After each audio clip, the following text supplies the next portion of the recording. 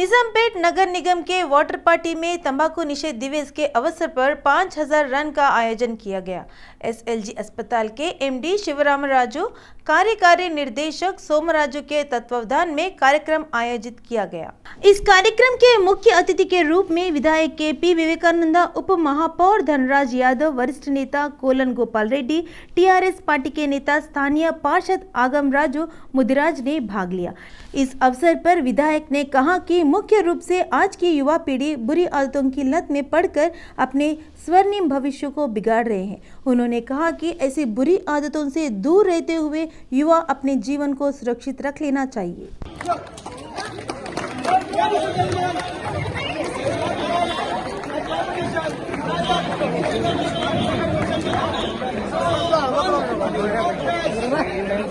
तेलंगाना राज्य में बंजर वन भूमि के मामले में भारतीय जनता पार्टी राज्य शाखा अध्यक्ष बंडी संजय ने मुख्यमंत्री केसीआर के नाम एक खुला पत्र लिखा।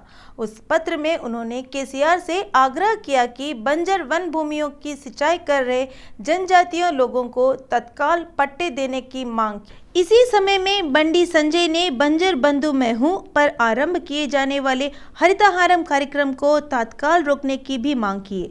बंडी संजय ने बताया कि राज्य में अपरिष्कृत पड़े हुए बंजर वन भूमियों को आदिवासी लोगों में ही वितरित किए जाए। उन्होंने मांग की कि उन जमीनों पर सरकार द्वारा चलाए जा रहे हरितहारम कार्यक्रम को रोककर समय गंवाएं। बंडी संजय ने बताया कि राज्य में अपरिष्कृत पड़े हुए बंजर वन भूमियों को आदिवासी लोगों में ही वितरित किए जाए। उन्होंने मांग की कि उन जमीनों पर सरकार द्वारा चलाए जा रहे हरितहारम कार्यक्रम को रोककर समय गंवाए बिना जनजातीय लोगों को उनके अधिकार के अनुसार काम करने का मौका दिया जाए। बंडी संजय ने यह भी कहा कि अन्य खुली जमीनों को छोड़कर सरकार इन बंजर वन भूमियों पर ही कार्यक्रम क्यों आयोजित कर रही है। उन्होंने कहा कि भारतीय जनता पार्टी सरकार के इस कार्रवाई का विरोध करती है। रंगारेड्डी जिले के कांग्रेसी नेता जल्लापल्ली नरेंद्र पर टीआरएस पार्टी के नेता दंडेश्वर द्वारा की जा रही आलोचनाओं का पार्टी के नेताओं ने विरोध किया है। कांग्रेस पार्टी के नेताओं ने कहा कि हमारी पार्टी के नेता के विरुद्ध आलोचनाएं की गई तो उसे बर्दाश्त नहीं किया जाएगा। उन्होंने कहा कि योग्यता न रखने वाले टीआरएस के नेता इस प्रकार की गलतियां करें तो उन्हें उचित दंड भोगना पड़ेगा। उन्होंने कहा कि हमारे निजी ग्रामों में जो अराजकता है चल रही है उसे हम अलग से जानने की आवश्यकता नहीं है। कांग्रेसी नेताओं ने चेतावनी देते हुए कहा कि यदि टीआरएस के नेता अभी अपना मुंह बंद नहीं किए तो वह उसका मुंह तोड़ जवाब देंगे। शंशाबाद मंडल टीआरएस నాయకులు దండు ఇస్తారు గారు మీరు నోరు అదుపులో పెట్టుకొని మాట్లాడాల్సిందిగా హెచ్చరిస్తున్నాం। మొన్న మా నాయకుడు జలపల్లి నరేంద్రన్న గారు టీపీసీసీ ఎస్సీ డిపార్ట్మెంట్ ఉపాధ్యక్షులు గారిపైన మీరు చేసిన అనుచిత వ్యాఖ్యలు ఏవైతే ఉన్నాయో వాటిని మేము తీవ్రంగా ఖండిస్తున్నాం। ఖబర్దార్ మా నాయకుని పట్ల ఇంకోసారి మీ నోటికి వచ్చినట్టు అవాకులు చవాకులు చేస్తే ఇక్కడ గాజులు పెట్టుకొని ఎవడు కూర్చోలే। మేము కూడా మిమ్మల్ని గుడ్డలు తీసి పరిగెట్టిస్తాం, గాడిదలపైన ఊరేగిస్తాం, అన్నీ మాకు చేతనవుతాయి। కానీ ఇక్కడ మనం మాట్లాడుకునేది అభివృద్ధి గురించి మాట్లాడుతున్నాం। నీకు దమ్ము ధైర్యం ఉంటే రాజేంద్ర నగర్ కాన్స్టిట్యున్సీలో 13 సంవత్సరాల నుంచి ఏం అభివృద్ధి జరిగింది, ఇప్పటి వరకు ఎన్ని సంక్షేమ పథకాలు మీరు రిలీజ్ చేసిరు, ఎన్ని కోట్ల నిధులు మీరు తెచ్చిరు, డబుల్ బెడ్రూమ్ ఇండ్లు ఎంతమందికి ఇచ్చిరు, రైతు బంధు ఎంతమందికి ఇచ్చిరు, దళిత బంధు ఎంతమందికి ఇచ్చిరు। నువ్వు ఒక దళిత సామాజిక వర్గానికి సంబంధించిన బిడ్డవు కదా, సాటి దళిత డిపార్ట్మెంటు సాటి దళిత బిడ్డ మీద నువ్వు విమర్శలు చేసినావు కదా, నీ స్థాయిని తెలుసుకొని మాట్లాడు। అవతల వ్యక్తి గురించి మాట్లాడేటప్పుడు నువ్వు స్థాయి ఎంచినావు కదా అతన్ని, నీ స్థాయి ఎంత, నీ బ్రతికెంత, నువ్వు మీ సుల్తాన్పల్లి గ్రామంలో చేస్తున్న అక్రమాలు ఎన్ని మాకు తెలియదు అనుకున్నావా? నువ్వు ఎన్ని అక్రమాలు ఏవట్లు వేసినావు, ఎంతమందిని మభ్యపెట్టినావు, నువ్వు ఏ విధంగా గెలిచినావో మాకు తెలియదు అనుకున్నావా? స్థానికంగా మా సాతంరాయ్ గ్రామంలో ఎన్ని ఓట్లు వచ్చినాయి, ఎంతమంది కార్యకర్తలు మా నాయకుడు వెనుక ఉన్నారని చెప్పి మీరు అన్నారు కదా। ఇక్కడ ఉన్నదంతా కాక్టైల్ రాజకీయం। కాక్టైల్ అంటే బహుశా మీకు తెలిసే ఉంటుంది అనుకుంటా। కాక్టైల్ రాజకీయం ఎట్లుంటుందంటే నెత్తి మీద డబ్బులు పెట్టి అమ్మే రకాలన్నమాట। वाईएसआर तेलंगाना पार्टी के अध्यक्ष वाईएस शर्मिला ने मुख्यमंत्री केसीआर पर आलोचनाओं की बरसात की। उन्होंने कहा कि केसीआर राज्य में तानाशाही एक छत्र शासन चला रहे हैं। वह शर्मिला ने सदाशिवपेट ग्राम में रैतु गोसा धरना आंदोलन में भाग लिया। इस अवसर पर शर्मिला ने सरकार से मांग की कि यासंगी फसलों के अनाज की सरकार खरीदी करे, साथ ही उन्हें जो किसान अपनी फसल नहीं बोए उन्हें 25,000 का मुआवजा देने की भी मांग की। शर्मिला ने कहा कि मुख्यमंत्री केसीआर धोखा नहीं देने वाले वर्ग से संबंधित व्यक्ति नहीं है। उन्होंने सरकार पर दबाव डालते हुए कहा कि केसीआर फिर एक बार चोर आश्वासन देकर फिर से राज्य की सत्ता पर कब्जा होने के प्रयास कर रहे हैं। उन्होंने जनता से आग्रह करते हुए कहा कि किसी और की बार बार कही जा रही बातों पर विश्वास कर आप लोग धोखे के शिकार मत होइए।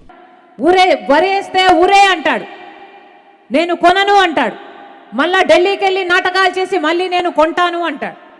ఒక్క మాట మీద ఎప్పుడైనా కేసీఆర్ గారు నిలబడ్డా? నిలబడలేదు. ఈరోజు కేసీఆర్ గారు చెప్పిన ఒక్క మాట వల్ల, వరి వేసుకుంటే ఊరే అని కేసీఆర్ గారు చెప్పిన ఒక్క మాట వల్ల పోయిన యాసంగి 17 లక్షల ఎకరాలలో వేసుకున్న వాళ్ళు కూడా ఈ యాసంగి 17 లక్షల ఎకరాలలో వరి వేసుకోవడం మానేశారు. అంటే అన్నీ ఉండి అల్లు నోట్లో శని అన్నట్టు పోయిన యాసంగి వీళ్ళందరూ వరి వేసుకున్న వాళ్ళు, వీళ్ళందరికీ అంతో ఇంతో సంపాదన వచ్చింది. కానీ ఈసారి కేసీఆర్ గారు నేను కొనను అన్నాడు కాబట్టి శ్రమ ఉండి, భూమి ఉండి, నీళ్లు ఉండి, రైతు కూలీలు ఉండి, అన్నీ ఉండి అల్లు లోట్లో శని అన్నట్టు కేసీఆర్ గారు చెప్పినందుకు 17 లక్షల ఎకరాలలో వరి వేసుకోవడం మానేశారు. మరి ఈ రైతులంతా నష్టపోయారు కదా, మరి పైసా అయినా సాయం చేశాడా కేసీఆర్ గారు? చేయలే. పోయిన యాసంగి 55 లక్షల ఎకరాలలో వరి వేస్తే ఈ యాసంగి కేవలం 35 లక్షల ఎకరాలలో మాత్రమే వరి వేశారు. పోనీ పండింది 35 లక్షల ఎకరాలు మాత్రమే కదా, పోనీ అదైనా శుభ్రంగా కొన్నాడా కేసీఆర్ గారు? అదైనా చక్కగా కొన్నాడా కేసీఆర్ గారు? లేదు. ఈసారి వరి మద్దతు ధర 1960 రూపాయలైతే 1960 రూపాయలు ఎంతమందికి వచ్చింది? न्यू मारुति नगर चैतन्यपुरी में एक मानसिक रूप से विक्षिप्त महिला अध्यक्ष को हो गई इस घटना पर उस महिला के रिश्तेदारों ने पुलिस थाने जाकर शिकायत दर्ज कराई। मानसिक रूप से विक्षिप्त महिला चेनूरी नागलक्ष्मी इस माह की 27 तारीख को घर से बाहर निकली और वापस लौटकर नहीं आई। उसके परिजनों ने दुखी मन से बताया कि नागलक्ष्मी की हालत बिल्कुल छोटे बच्चों जैसी है और उसका मानसिक संतुलन सही नहीं है। उन्होंने बताया कि जिस दिन से नागलक्ष्मी लापता हुई उस दिन से वे सभी उसकी हर तरफ तलाश कर रहे हैं। नागलक्ष्मी के परिजनों ने पुलिस से आग्रह किया कि वह जहां कहीं भी हो उसकी तलाश कर उन्हें हमारे हवाले किया जाए। हैदराबाद नगर के पौधों में गत कई वर्ष पूर्व नरावत हुए कैबरे नृत्य अब फिर आरंभ हो गए हैं। शनिवार की रात सिकंदराबाद परिधि के रामगोपालपेट पुलिस थाना क्षेत्र में स्थित टकीला पब में कैबरे डांस दिखाई पड़ा। यहाँ टकीला पब में पद के संचालक होने कैबरे डांस की व्यवस्था की, जिससे शराब के नशे में धुत शराबियों ने मदमस्त होकर झूमते हुए कैबरे डांसरों के साथ डांस किया। यहाँ देर रात तक पद संचालन की समय सीमा समाप्त होने के बाद भी नियमों का अतिक्रमण कर पब संचालकों ने अपने इस कार्यक्रम को जारी रखा। इस बात की सूचना मिलते ही टास्क फोर्स पुलिस कर्मियों ने अपने पूरे दल बल के साथ टकीला पब पर छापा मार दिया। पुलिस ने नियमों का अतिक्रमण कर मनमाने ढंग से पब चलाने का कारण बताकर सबको खींचकर दिया। पब में कैमरे का आयोजन करने की घटना की पहचान कर पुलिस ने कुल 18 लोगों को गिरफ्तार किया। आरटीसी बस में सफर करने वाली यात्रियों को शुद्ध पेयजल की सुविधा प्रदान करने के लिए तेलंगाना राज्य सड़क परिवहन निगम द्वारा इंतजाम किए जा रहे हैं। संस्था के प्रबंध निर्देशक वीसी सज्जनार ने बताया कि सस्ते दामों पर मार्केट में उपलब्ध ब्रांडों के अनुसार ही पेयजल के इंतजाम किए जा रहे हैं। प्रतिदिन लाखों लोगों को उनके गंतव्य तक पहुंचा रही आरटीसी शीघ्र ही आधे लीटर तथा 1 लीटर परिमाण के पेयजल की बोतलें तैयार कर अपनी यात्रियों की सुविधा के लिए उपलब्ध कराएगी। पेयजल के लिए यात्रियों की ओर से भारी मांग आने के मद्देनजर अधिकारी अपने निजी प्रयासों द्वारा यात्रियों को शुद्ध पेयजल उपलब्ध कराने के लिए इस व्यवस्था का निर्णय लिया है। इसके लिए आरटीसी सुंदर एवं आकर्षक बोतलों के डिजाइनों को भी अंतिम रूप दे दिया है। आरती सिंह ने और एक घोषणा की कि इस जल का नामकरण हेतु अच्छे नाम का सुझाव देने वालों को पुरस्कार दिया जाएगा।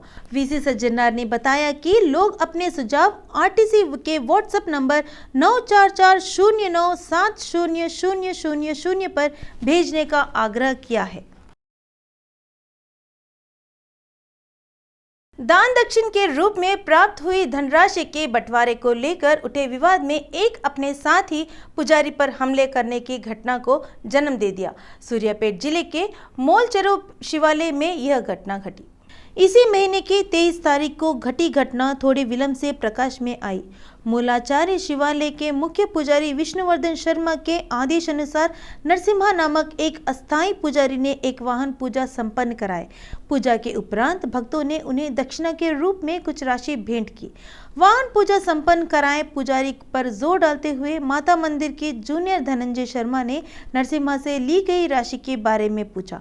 इस पर नरसिम्हा ने धनंजय शर्मा को बताया कि वह भक्तों द्वारा प्राप्त हुई राशि को विष्णुवर्धन शर्मा को बताकर उसे सौंपेंगे। इसी बात के बीच विवाद उठने पर बहसबाजी होने से इस घटना पर मंदिर के अधिकारियों ने गंभीरता से लेते हुए पुजारी पर हमला किया। व्यक्ति के नाम के स्पष्टीकरण पत्र जारी किए हैं।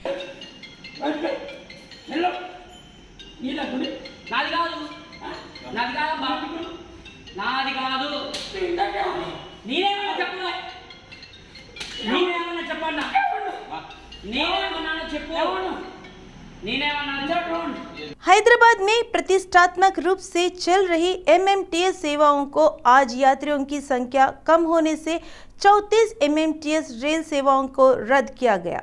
इस संबंध में दक्षिण मध्य रेलवे के अधिकारियों ने जानकारी दी।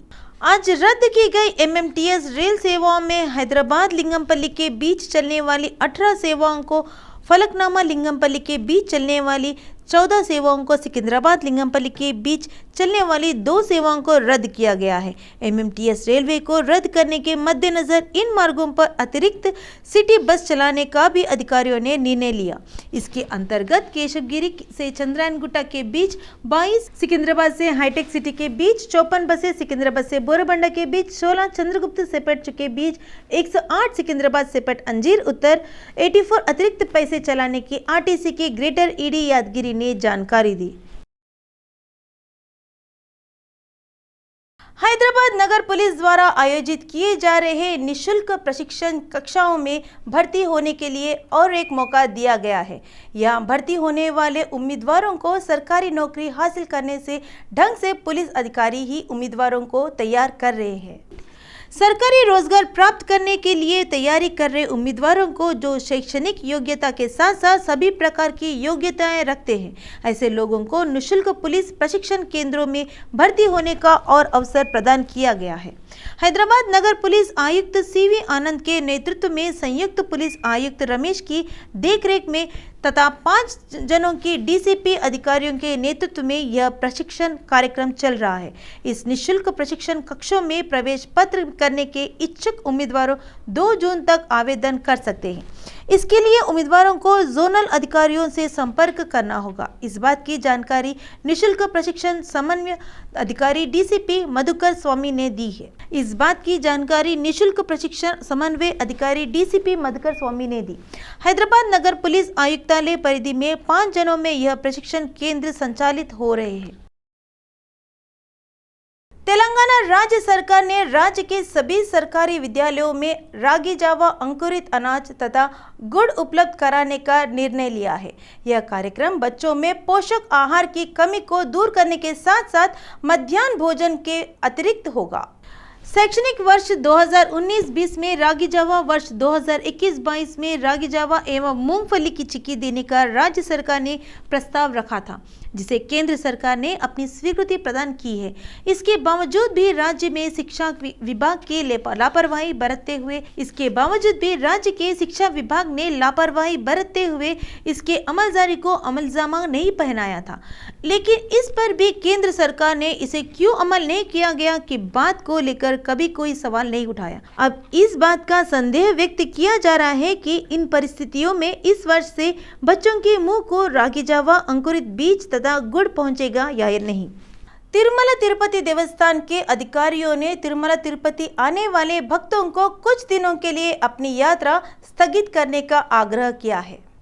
इस समय तिरुमला में रिकॉर्ड स्तर पर भक्त पहुंचे हैं। देवस्थान के अधिकारियों को इतने भक्तों को सुविधाएं प्रदान पहुंचने में काफ़ी कठिनाइयों का सामना करना पड़ रहा है, जिससे अधिकारियों ने तिरुमला आने वाले भक्तों को कुछ दिन के लिए अपनी यात्रा स्थगित करने का आग्रह किया है।